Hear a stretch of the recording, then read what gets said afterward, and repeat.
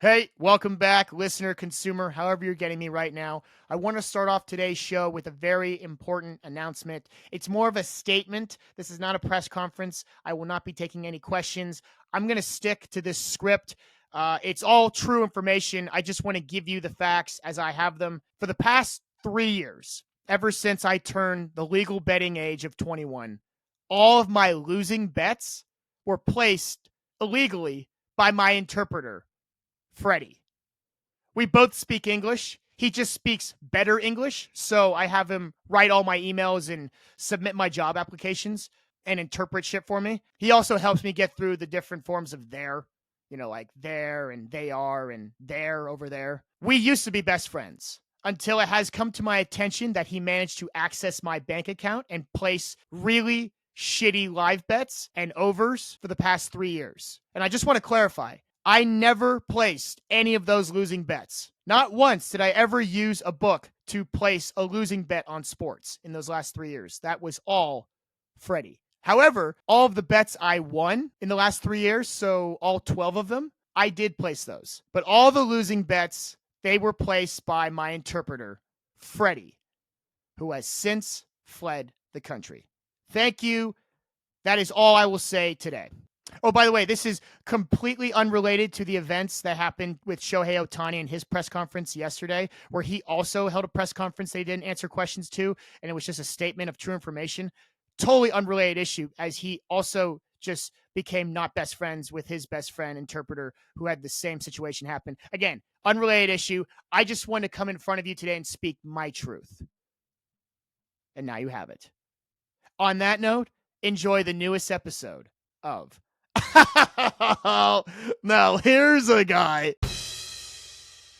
Thanks, Chris. Wow, what an exciting past few days, folks. Good morning. This is Tuesday morning. Or if you're listening whenever you get this, good day, good evening, and good moment to you. Lots to cover today. Obviously, a hell of a weekend. Even more shit happened yesterday on Monday. But before we begin, I can't even live with myself until we honor our fallen troop, Jack Golke, and the Oakland Golden Grizzlies, who were eliminated from March Madness over the weekend. It's been almost 3 days, and my heart, sorry, just get all choked up thinking about it. That guy is a hero. Oh, and by the way, he's not dead. They just lost. He's very much alive and well. That guy is a hero. Not just because he is everything I want to be in a basketball player. 30 points, 4 dribbles, no words, no mercy, just buckets. But he's a hero for his hair. So as far as foreheads go and widow's peak and iconic receding hairlines, I may be a first ballot Hall of Famer. By the way, I'm 24 years old, so fuck you. Whatever age you thought I was and your perfect hairline, yeah, have a nice day. You could gel your hair however you like. I maybe have 3 ways I can part this, and you're looking at one of them right now. But all it takes is one gust of wind, and boom, I'm 54 years old and a fraud. Listen, this guy is just like me, and he has a Mount Everest hairline, and he just fucking rocked it. But we lost them. Not in a horrible accident, in a good game with NC State. They had the ball to close it out, but they blew their chance, threw it out of bounds, got pummeled in overtime. So sad. But that's March. Let's talk about March Madness rounds 1 and 2. Jack Perotti was our guest last week, great friend of mine, and he said it just perfectly. The first 2 rounds of March Madness are the best 4 days in any postseason in all of sports. It's literally crack cocaine. Like, you stop everything, you do it, it fucks up your brain chemistry. Really, it honestly controls your emotions for quite some time. You let some 19-year-old at the free throw line determine how your emotional health is going to be for the next few weeks. Your finances are on the line here. It's just crippling, and it's so fucking fun. We were off to a great start with March Madness with Thursday. I mean, Duquesne, they won the second game. Duquesne, we had a school with a silent S in their name beat BYU. So awesome. I knew that was coming too. It was such an easy bet. We talked about it before. Obviously, the French translation from Duquesne, because it's got like a Duquesne, situation. That's how you pronounce it. Duquesne. The French translation, of course, was not this year Mormons. I think that is literally written out by scholars. I also told you sometimes you just have to trust the school with the strangest name to win the first round games. Like within reason. You know, we talked about how Howard, the winner of Howard versus Wagner, you could fuse them together as one, make it Howard Wagner plays North Carolina. Sometimes it's like, oh, Jim, I don't know. Like, you got to go North Carolina there. By the way, if North Carolina loses to the Sweet 16 team, it's okay.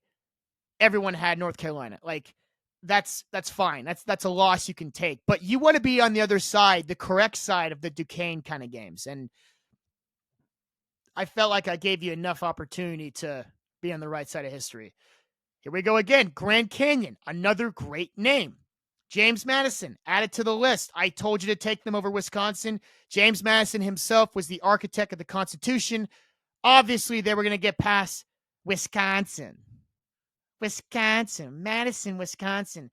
Yeah, we're in college in Wisconsin. We're not going to lose to James Madison. The only Madison I know is here in Wisconsin. Shut the fuck up. They were always going to win. And of course, they got their doors blown down by Duke. That was pitiful. And then, of course, Oakland, our sweet prince. No, not Oakland, California. Oakland, Detroit, Michigan, where Lord Jack of House Golke, first of his name, Warden of the North, defender of male pattern baldness. What a hero. We were off to a great start as he just lit up Kentucky. That was Thursday. Friday was great with all the upsets as well. And then it was all chalk all weekend. Just chalk. 16 games were played, and the favorites went 15-1, with most of them covering. It was rough. We got a few great games in there, some overtime play, some real nail biters, almost upsets, but we only got one upset. Any guesses on what that one upset was? It shouldn't be a big surprise. It's quite fascinating, actually. The only dog that won was Clemson, led by assistant coach Dick Bender. I mean, come on. Is that not cinema or what? Clemson and Dick Bender beat Baylor by stretching the floor and just suffocating them with a chokehold of a press. Cinema. Christopher Nolan, the script is yours. Yeah, touch none of it. It's perfect. But that was the only upset. Everything else was chalk. Yuck. Shame on me, I guess, for trying to get way too cute and root for the chaos. Oh, I'm sorry. I thought this was March Madness, not March Midness. Thursday was March Madness. Friday was March Madness.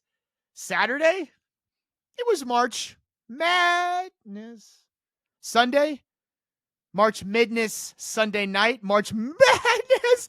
Oh, it's just March Madness. Thank God my champion Houston survived. I mean, fuck. That was a nightmare collapse. I mean, you could kiss that spread goodbye. I thought for sure it was going to be a little close in the first half. I took Houston first half spread. It pushed. How does Vegas always know? And then they were up about 13 with a minute and a half left. I thought this was great. I mean, not super exciting game, but whatever. Sweatless bet. No. If Houston wasn't my team, I would have been so pissed that Houston won. Because that final inbound play to get A&M all tied up to go to OT, that was March Madness perfection. A fucking dime, two bouncer across the whole floor to a wide open guy at the top of the key. Nothing but net. Oh, God. I don't need Viagra. I could just get off on that. I mean, that is just... Viagra should send you a video copy of just that play instead of like an actual pill. People could get off to that play. It was March Madness perfection. It was visual sex. I will say, though, as fun it is to root for the chaos, I don't want to see all these teams get blown out in the Elite Eight. Like, I love upsets. Upsets are great. I want a handful of upsets, but a nightmare situation is to see a team like Morehead State go to the Elite Eight and just lose by 50 to UConn. I certainly wouldn't want that to happen to my sweet prince, Jack Golke in Oakland. Yes, you want them to win, and you want the story to be as good for as long as possible, but you don't want it to end horrendously. Like, no one wants to see a beheading. You want them to die in battle.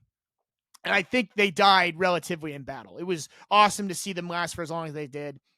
Like, Morehead State would have been great to see Morehead State win a few games, put up a good fight, like Butler versus Duke in the Natty like 10 or 12 years ago.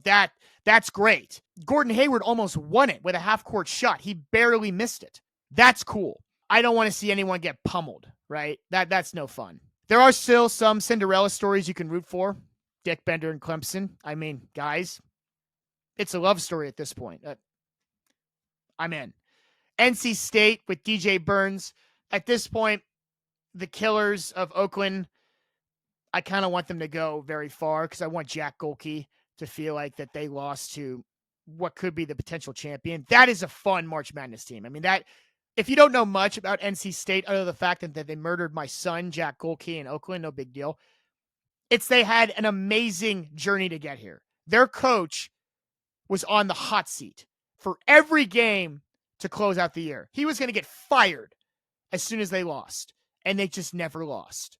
And that went right through the ACC tournament, which they also had some March Madness magic happen. The point guard drilled like a half-court shot to send it to OT. They were down like 6 or 7 under a minute to go. It seemed hopeless. Coach is going to get fired. Great season, guys. Rally for next year's. Sorry, seniors, couldn't get it done. No. They are alive and well. Sweet 16. At this point, you got to win, 2 more games to go to the Final Four? And then it's just, who's the biggest dog there? DJ Burns, the guy's as big as an ox, moves like a gazelle, passes like Rondo. Do not let NC State stay hot. They're already hot. Don't let them stay hot because DJ Burns and co., that stove is burning hot. All right, so that's all for March Madness. On to what I think is quite possibly the story of the year. We could talk about this for a while now. I don't think it will get old. It's going to be one of those stories where I think it's going to have legs for a while because of how ambiguous and how manufactured and polished the story is. Because we'll never really know the truth because the MLB will never want us to know the truth. But here we go.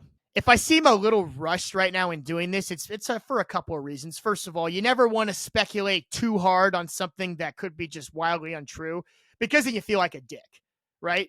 And then it becomes like the Richard Jewell situation where you take a story that sounds somewhat promising and then you could potentially ruin someone's life because what could have been cool was obviously way more interesting than the actual truth, and that took precedence over the actual truth. So we're only speculating here, and we could provide analysis and comic relief for sure, but I don't want to hammer this unless, of course, it allows itself to be hammered. No pun intended. This is a story about hammering bets and paying off gambling debt. Another reason I may seem rushed is because, well, I did a video on Ohtani yesterday, and it's blowing up on TikTok, and now TMZ wants me to come on and talk to them about it. Yeah, you heard that. TMZ wants me to come on their show, their live show, and discuss my video with them and their viewers. It's pretty cool. I'm a little sweaty after getting that DM, not going to lie. Nervous sweaty, of course. Excitement sweaty. Not bad sweat. It's always good sweat. I really don't get that bad sweaty. Why are we talking about my sweat? Anyways, the point is I'm going on TMZ. I have no idea what to expect there, to be quite honest. But, just be myself. I'll dress nice. Probably wear something like this, look sharp. But yeah, let's talk about Ohtani. So, listener, if you don't know who Shohei Ohtani is, just hit stop and just drive to a hospital right now. You need to be assessed for severe brain damage and more evaluation is required. If you don't know the story that he's involved with right now, I'll understand that. A lot of my listeners are sports fans, casual sport fans, and people who just hear about it from people at the lunch table. And I get that. So I'll briefly sum up what happened to Ohtani. Last week, they opened up their games in South Korea. It was a very ceremonial opening day of the new season of baseball. And there was news that broke out that his longtime interpreter and best friend stole money from Ohtani. That was the first thing we heard, was that Ohtani's buddy and interpreter stole money. Then the next story was someone from the Ohtani camp, a spokesperson for Ohtani, came out and said, oh, no, it was Ohtani. Ohtani gave this guy money. He gave his buddy funds to cover his gambling debts. And then it was revealed that the debt was $4.5 million. So again, the report in order as it happened was Ohtani was a victim of theft. Then it was, oh no, I'm fine. I was just giving my buddy, my interpreter, my pal, my best friend, some money to cover gambling debts. Then it was reported that it was $4.5 million. So now you're like, wait a minute. You're telling me that your buddy has just been throwing around $4.5 million on the table and at the sports book? It wouldn't make sense, but what would make sense if his best friend, now the richest athlete in sports history, was using his interpreter to gamble. So that's when shit really started to hit the fan. So then his buddy, the interpreter, came out and had an interview with ESPN and said, no, it's just me. Ohtani's not part of this. He just raw dogged the interview. No Ohtani, no agent, no lawyer, no nothing. He just went in and talked to some dude on ESPN and said, oh no, I stole the money. And then it was real quiet from Ohtani for a couple of days. Yes, he was in South Korea playing baseball, opening up the season, but it was real quiet. Not that you can understand him anyways. That's if you're English speaking, that's the point of the interpreter. But I mean, like, as far as like the press and what he said, obviously he speaks Japanese. I'm just saying if you're American, it sounds quiet regardless because you need the interpreter to do the speaking for him, and his interpreter was all tied up with what was going on. Then Ohtani said, you know what? I'm going to address the media. I'm going to hold a press conference Monday morning. We'll have a discussion. Somebody must have got wind of that in the league and said, no, you're not doing a press conference. You're going to read a statement. And so that was all we had for like a day. And it's like, where is this going to go? So the whole sports universe was speculating one of two possible scenarios. A, either his buddy, his interpreter, Ippei Mizuhara, is no longer his best friend for life and is actually just a bastard who backstabbed Ohtani, took his money, made up lies to the media, pretty much ruined a lifelong friendship, and is tarnishing Ohtani's name as we know it. That was option one. Option two, it's a little more fishy than that. Whatever happened, whether the interpreter gambled with Ohtani knowing or not, whether Ohtani actually did gamble himself and threw some money, somewhat footed the bill, whatever happened, and Ohtani is just making Ippei Mizuhara the complete fall guy for all of this. So just putting the whole thing on him because he knows how important he is. That is option two. So it's either the interpreter's the bad friend or Ohtani's the bad friend because these guys were buds. They were best friends forever. That's all we know. So then Ohtani says, hey, we're gonna do a press conference, right? We're going to go out and we're going to talk to the media. And the league decided, hey, no. We got to have this be an in and out. He says the story. Let's move on. Someone probably came up and said, hey, what if a journalist asked a serious question such as, how did your interpreter get access to your bank account? Or how did you just manage to lose $4.5 million without noticing? Like, those were questions that people still don't have answers to today that could have easily been question 1A and question 1B. And Major League Baseball was probably like, hang on.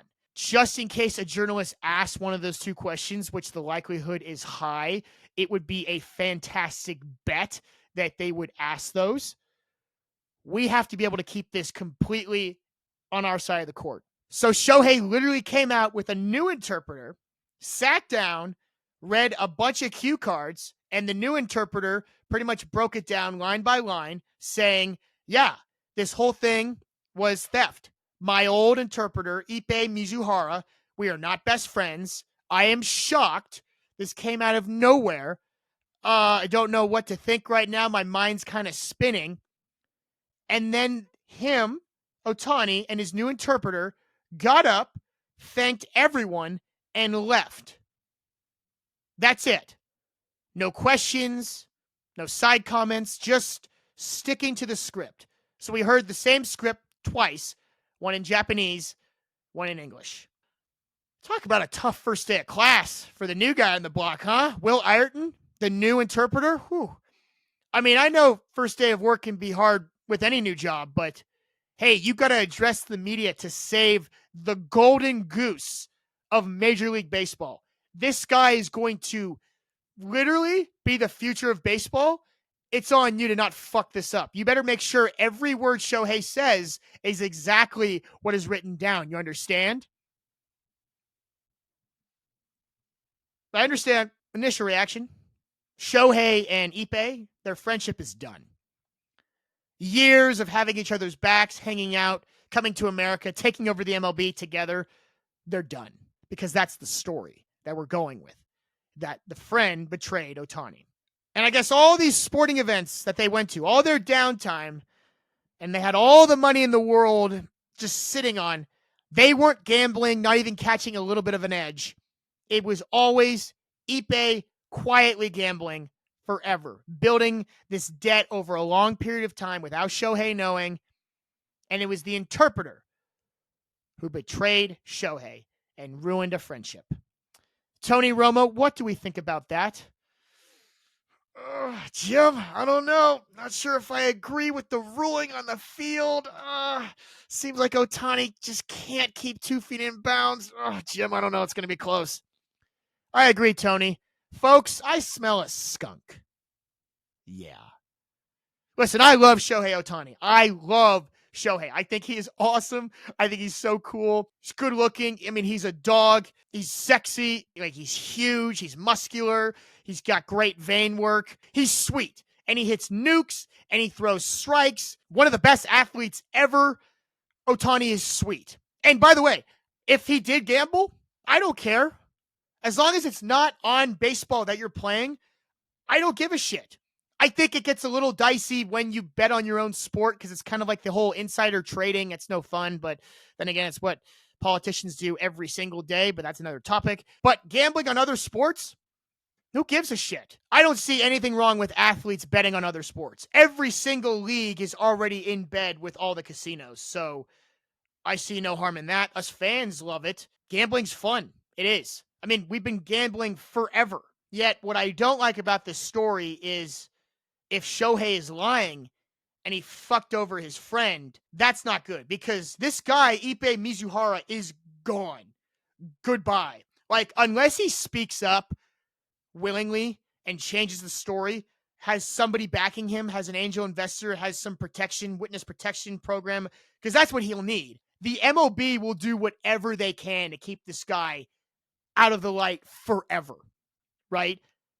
They'll do that to protect Shohei's image. So if it means saying goodbye to Ippei in some crazy accident, don't be surprised if you see that. It's a really dark underbelly. Seriously. I don't like joking about that because we don't really know the whole story. We'll never know it, whether it's true or not. And from here on out, the possibilities are endless, unfortunately. Or maybe this was the plan all along. I'm not trying to put my tinfoil hat on you. I'm just assessing all the options. I love good cinema. What if Shohei and Ippei are still friends as of right now?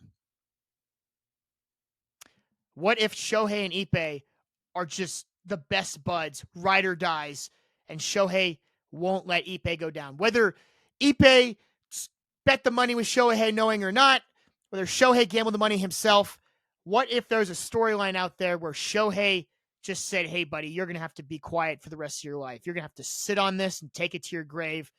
We can't answer questions. You know the league is going to protect me, so I got to bury you. Here's $100 million in cash. There's a private jet going straight to the Cayman Islands. You're set for life. You'll never have to leave.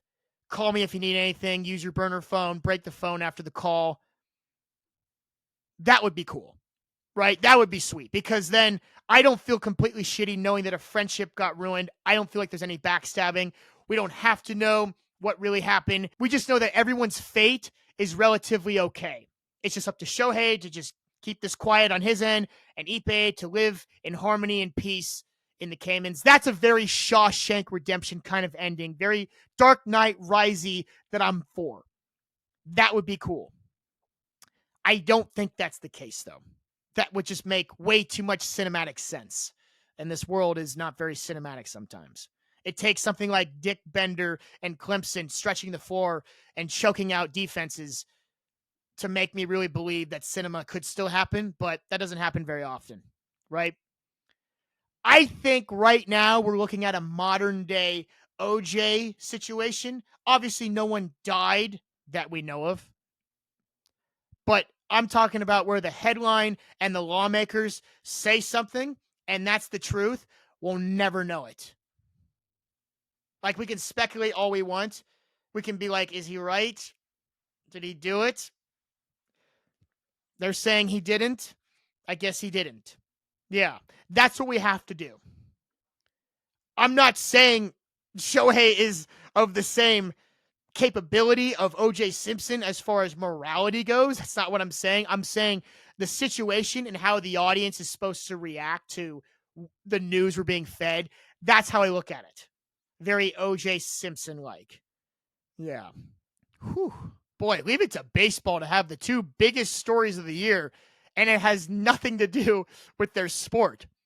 One of the stories being Shohei and his interpreter illegally gambling and the association with that, as I just read.